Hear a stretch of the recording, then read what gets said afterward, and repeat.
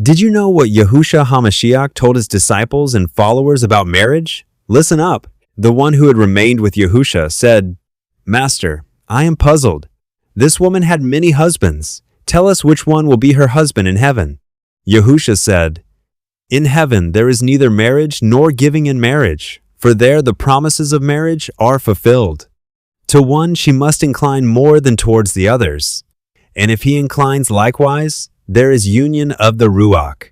But unions of the Ruach may be either weak or strong." Another disciple said, "What of he who is not her husband?"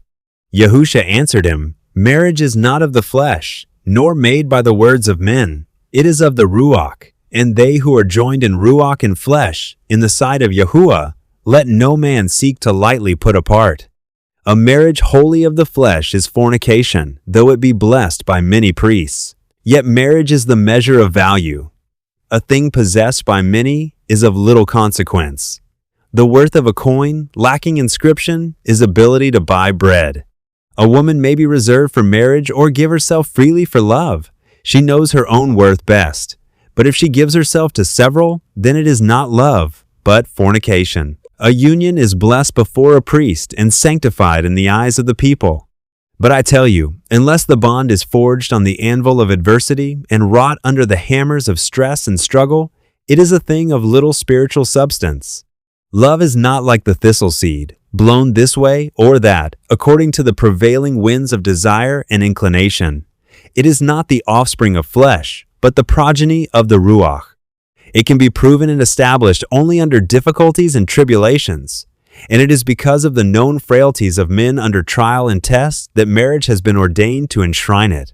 Fornication occurs in marriage as well as outside it, for marriage is much more than the union of flesh. And whoever divorces his wife and marries another commits adultery in Ruach against the one who is his. True wife. Should a wife divorce her husband and marry another, she too commits spiritual adultery. Marriage has a much greater significance than this depraved generation realizes, for it enters into marriage thoughtlessly and irresponsibly, and then cries, "Loose us from our obligations, for we have failed and cannot stand the bonds of the covenant." After this, a disciple came to Yahushua and said, "Master, enlighten me. If there can be fornication in a marriage blessed by tradition and priests, do a man and woman commit greater fornication if unblessed?" Yahushua said, "Marriage is the blending of two spirits. Fornication is the joining of flesh.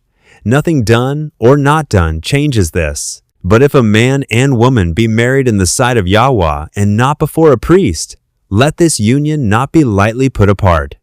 For I assure you that no future marriage blessed by priest or otherwise will be a marriage in Ruach. It will be no more than fornication. All women should have a rightful portion at marriage, but it would be unseemly for any woman to contend with her kinsman for it. No woman should ever seek a husband because of what she may gain from such marriage, for this makes her a deceiver, denying him the joy of love. No woman should ever snare a man into lust or seek a husband so she can leave her father's house, for this is a wrong against the husband. No woman having committed fornication should ever go to a man as wife, for in giving herself cheaply to one and dearly to another, she shames and insults her husband. If she loved him, how could she say, "Give much for that which I freely bestowed on another"? Better for her to say, "As with him, so with you." About this time, Reuben, son of Jaros, who had followed Yahushua since the healing of his sister, came to him and said, "Master, my heart is troubled, for I wish to marry, and if I do this, I cannot remain with you." Yahushua said, "Life is a race where every day the hurdles of decision have to be jumped. You must decide one way or the other, and with finality, having no regrets later. It is well you spoke, for the sun should never set on an indecision.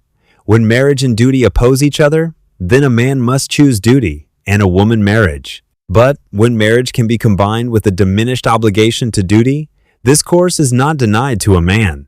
However, marriage is not the least of life's crosses, and any who enter it thinking otherwise fall beneath the unexpected burden.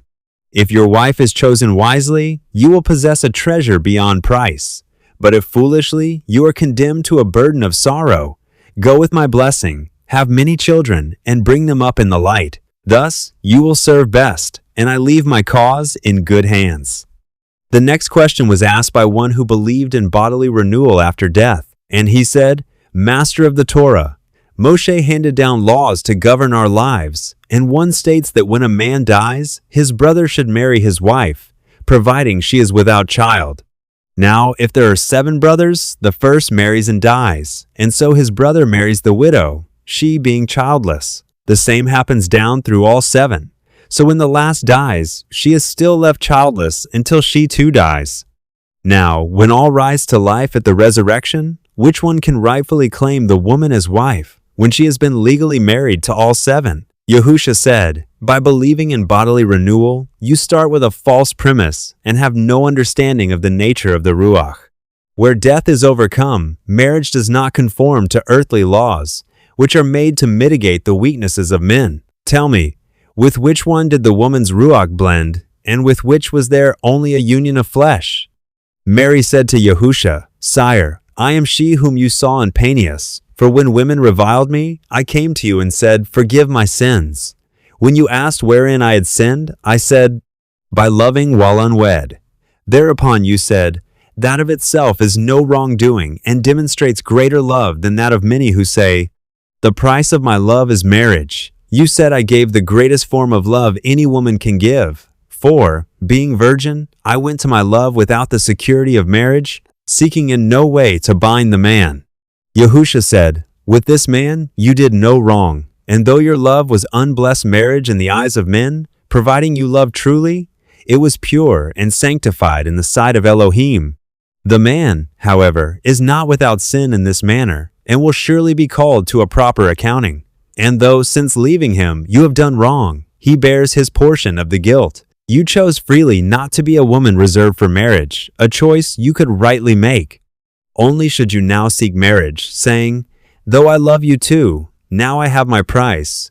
Would you be doing wrong, this being committed against Elohim, love, and your husband? Mary said, Sire, I have been a sinner, but have not sinned this last year, nor shall I again. Should I love once more, I will not now claim the rights of marriage which I once repudiated.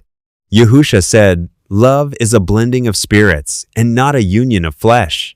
Woe to those whose love compounds discord in the place where love is fulfilled. If these things confound you, read the books of wisdom.